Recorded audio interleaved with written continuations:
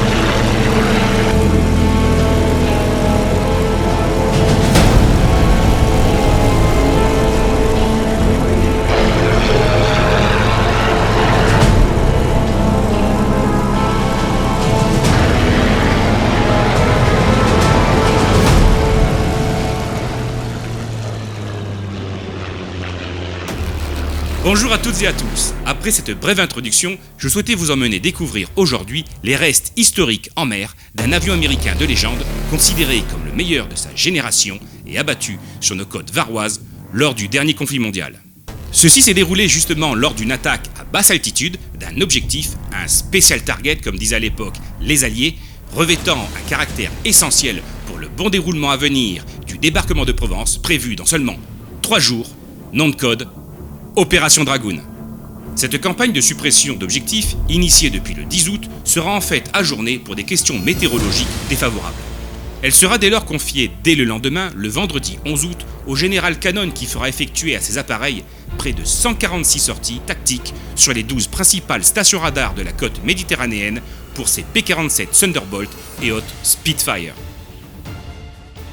L'objectif de ces missions est très simple, il faut rendre l'ennemi sourd, aveugle et surtout muet. La mission du jour ne sera pas un échec, mais elle ne peut pas être véritablement considérée non plus comme un véritable succès. Et c'est ainsi que rentrera en scène le fameux 332e Fighter Group, basé à l'époque à Ramitelli en Italie. Ils sont ainsi appelés par leur état-major à traiter également les mêmes objectifs que la veille, mais cette fois-ci le mot d'ordre est donné, il faut se débarrasser une fois pour toutes définitivement de ces satanés radars allemands sur la côte méditerranéenne.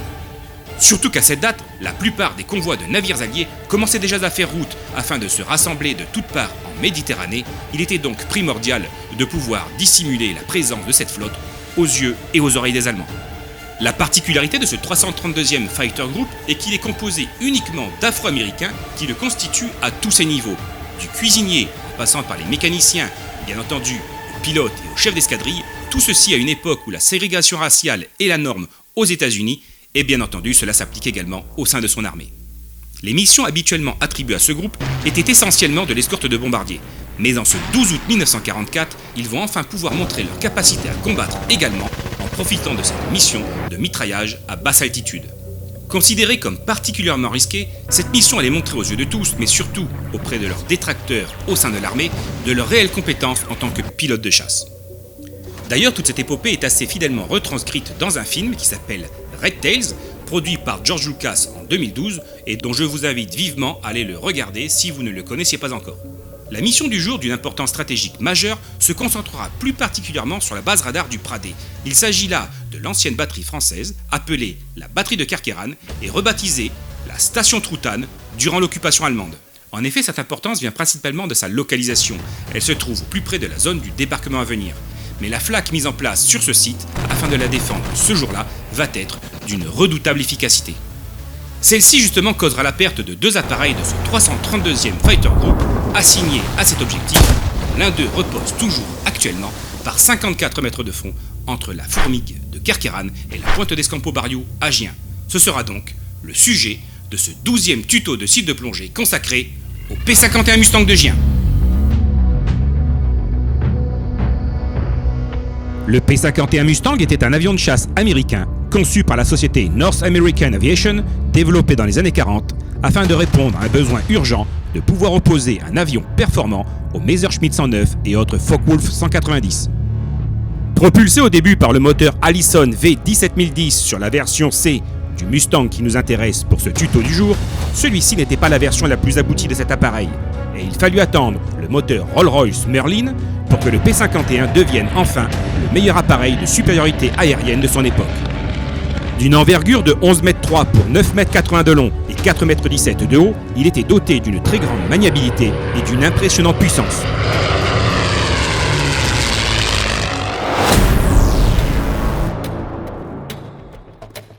En cette belle matinée ensoleillée du 12 août 1944, la compagnie allemande de la Luftwaffe, de la station radar Truthahn, pense ses plaies de l'attaque alliée qu'elle vient de subir la veille. La station est encore parfaitement opérationnelle, car les Alliés ont attaqué la veille le nord de la colline, le poste avancé du fort de la Colle Noire, et n'ont donc pas rempli l'objectif du jour. C'est donc tout naturellement que la station Truthahn s'attend à une nouvelle visite prochainement. Afin de protéger au mieux ces deux énormes radars Würzburg de détection aérienne, couplés à ses deux Freyas et son Wassermann pour la détection marine, les 9 batteries de flak de 20 mm sont en alerte maximale. C'est ainsi que le destin de notre pilote, le second lieutenant Robert Daniels Jr., âgé seulement de 26 ans au moment des faits, se trouvera à ce moment scellé à tout jamais. Fraîchement sorti de la promotion 43K de l'université expérimentale des pilotes d'origine uniquement afro-américaine de Tuskegee, Alabama, Robert Daniels rejoint son affectation à Ramitelli au sein du 301e Fighter Squadron, où celui-ci devra y faire ses preuves au cours des futures missions à venir pour y obtenir par la suite le droit de posséder son propre appareil, qu'il sera seulement à ce moment autorisé à personnaliser avec le fameux Nose Art, si cher à la tradition des pilotes de l'époque. Certaines d'ailleurs pouvaient être de véritables œuvres d'art, comme pour les légendaires pin-up arborant le nez des bombardiers, réalisés par des artistes connus ou dessinateurs comme Walt Disney pour n'en citer qu'un, mais cela pouvait être également une simple citation. Quoi qu'il en soit, ceci était laissé au choix et au goût du pilote. Ainsi, pour ses premières missions au sein de l'unité, Robert Daniels décollera ce jour avec un spare, c'est-à-dire un appareil destiné aux jeunes recrues, prévu au remplacement des titulaires momentanément indisponibles pour des raisons mécaniques ou de santé. Et lancé dans une formation de plus d'une soixantaine de P-51 Mustang, livré à l'armée américaine en juillet dernier, c'est à bord de ce magnifique appareil, le fleuron de sa génération, que les 4 squadrons du 332e Fighter Group des Red Tails partent sur l'objectif qui leur sont assignés. Au sein du 301e Fighter Squadron, Robert Daniels Jr. a pour objectif la destruction de ces fameux radars de la station Truthahn avec son ailier, le second lieutenant Alexander Jefferson. Le groupe d'attaque dont ils font partie ne se doute pas encore à cet instant de l'accueil que leur réservent les Allemands.